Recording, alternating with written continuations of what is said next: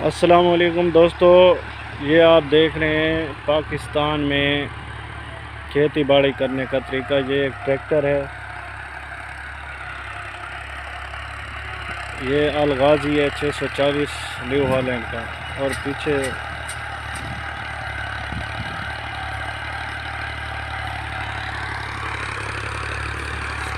देखें ये ज़मीन को किस तरह बराबर कर रहा है।